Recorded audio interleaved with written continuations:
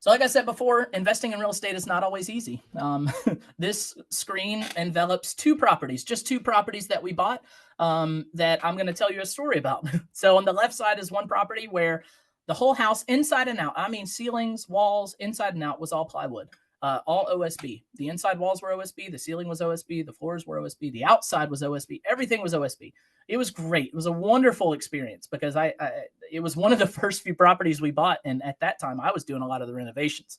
So we had to figure out, how do we navigate a house that's all OSB and every spill, every single stain is like part of the house. It's like in it. There's no resistance there. And then, fixing a sewer main blockage after a marching band performance at a football game on a Friday night. It's 11:30 at night and trying to come home, but I can't go home because there's a sewer backup. There's trees hanging over the house and one of them falls, and how do you navigate that? And one tenant didn't tell me he had cats, but all of a sudden he moves out and it just you pull up in the driveway and you smell cats. How do you get rid of all that?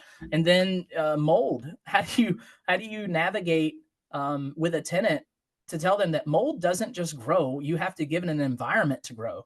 It's probably because it's 110 degrees outside. You have the AC set on 60 on the inside, and it's wet. Everything is wet on the inside. That's where the mold came from. And so navigating things like that.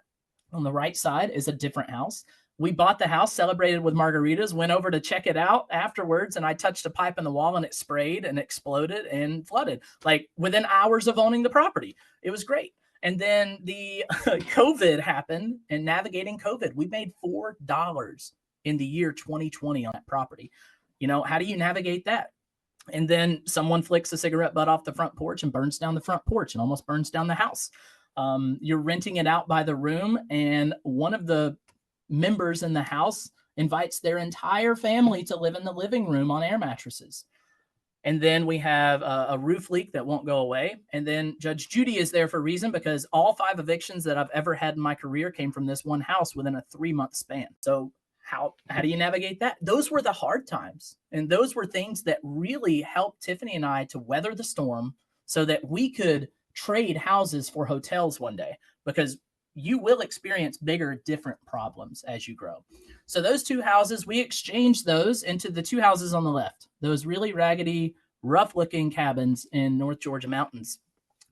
And then after 11 months of renovations and the most elaborate delays, we ended up on the right side at these 2 beautiful cabins on the right. We weathered things like permits being reversed.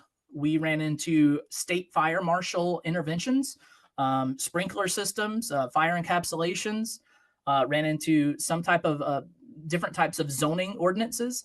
Had we not experienced all of this, there's a slim chance we would have been able to deal with all of this. So although your investing journey, wherever you are right now, whatever you're dealing with right now, however big it is, just know that God is not trying to cause you to fail.